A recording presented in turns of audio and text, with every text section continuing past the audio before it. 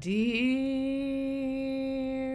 Boomers, do not wait to die to be free was the title of yesterday's video. And let me expound on that a little bit. When we lived on the commune, we lived right on above, I should say, the Susquehanna River.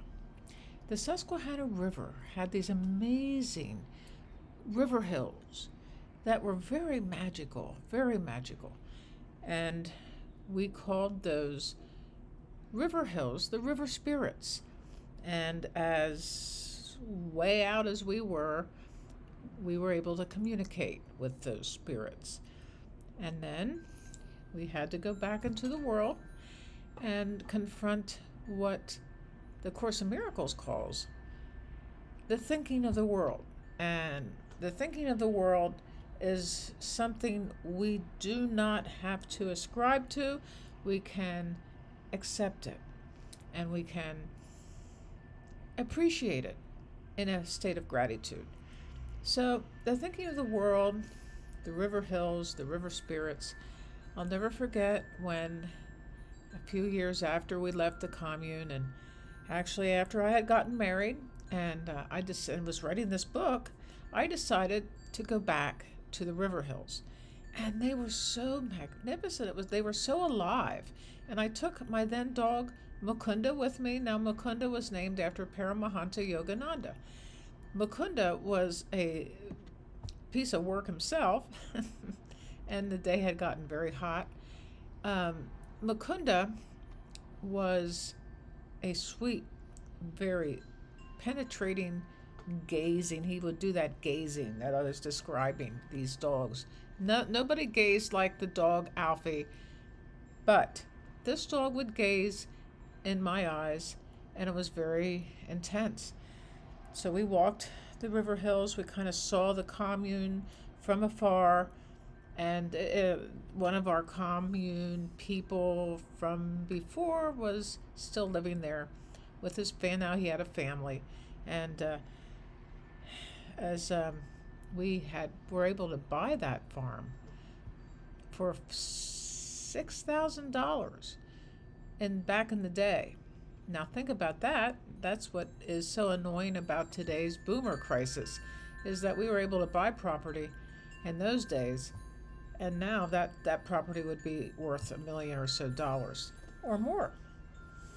So I was very much into the free zone, where, when the dogs were all shot by our Republican neighbor who hated hippies, I imagined that they went into the free zone, which was into the river hills, which was into a magical space that only people who are anybody who understands freedom understands that there is a free zone, which is actually in your heart. That's the free zone, and you need to tune into that much more regularly, every day, at least 3 times a day, the free zone. And I remembered the free zone when Mookie and I went to visit the commune and walked those river hills. Then, years late, not too long after that, my husband and I were driving to visit his aunt in Gettysburg. The Sowit owl has a migratory pattern that flies over the Gettysburg battlefield. And the Sowit owl has been migrating that way long before it was a battlefield. I find that to be, I don't know why, that just blows my mind. But suddenly, the one owl hit the windshield of the car, and my husband heard a voice in his head that said, "Stop, it's an owl." So we stopped, and we rescued the owl and took him home. But the thing is, we were going to visit Tom's aunt, who was an animal lover like you wouldn't believe, and she was on life support at the time. Her son would not get her off life support, I guess, and he believed that by taking her off life support was against his Catholic religion.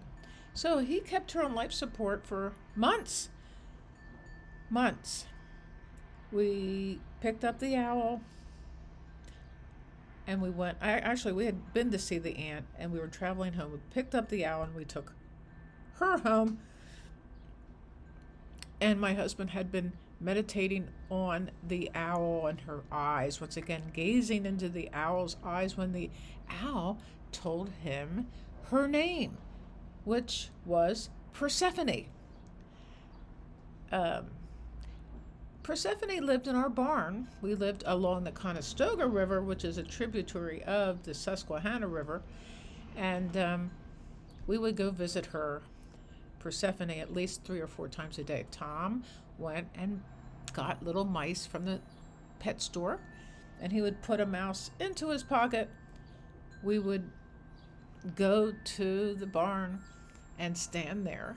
Persephone flew down from the beams, and she put her little talons on his belt thing, on his belt things, held on like so fast, snatched a mouse out of his pocket, flew up to the beam, and didn't immediately eat the mouse.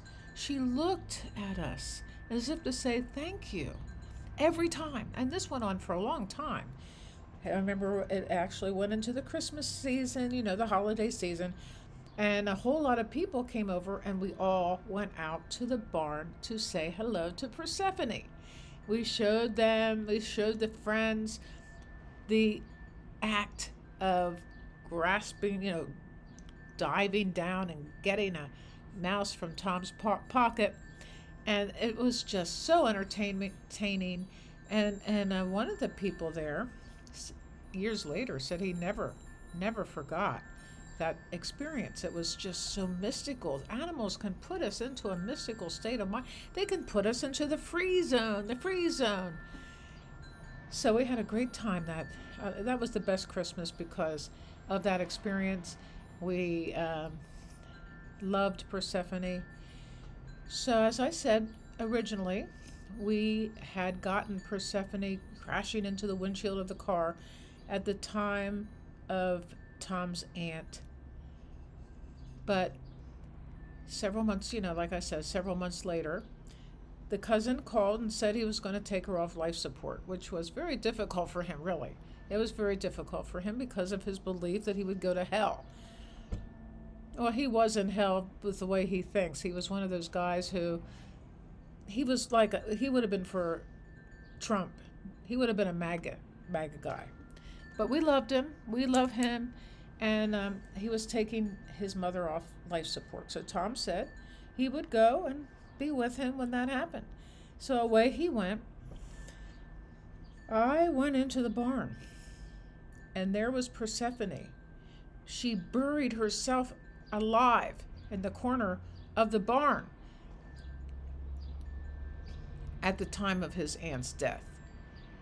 Now, that is an experience that you have an idea that this owl was definitely linked to the aunt and to Gregory's mother, but we had to consult a psychic who was a head of a psychic institute in San Francisco. So we consulted her because I knew that she would be a good source, a reliable source of insight into this situation. So the fact is, the aunt, we were visiting the aunt, the Salwood owl hit the car. The Salwood owl dies immediately at the time of the aunt's death. So my husband was raised by this aunt, and she loved him so much. So I think that she sent, according to the psychic, and I believe it's true, sent a part of herself to Tom through the owl. And when the owl died, the aunt's purpose, her name is Hilda, her purpose was, had finished on Earth, and the owl died and he and her purpose had also, and she probably wouldn't have lived forever in that barn, because she wanted to join her friends that were migrating. And I think the migration, we were going to wait for the migration to start again, or not start again, but to happen over that Gettysburg battlefield, and then take her there and let her go. But that was not the way it worked. It was very, very mystical. Owls are very mystical. The name Persephone is very mystical. And I call all of this the free zone. This is the free zone where we can't explain things. We can't explain how this happened, but it was very, very, very, very deep and very, very profound, and I will never forget it. Please subscribe to this channel. I think that the free zone is in our hearts. We can access it at any time, on or off any commune, or it's not an outside situation. It's not where you live. It's not the wars. It's not the declining politics in America and around the world. It's not the declining paradigms that are just crumbling.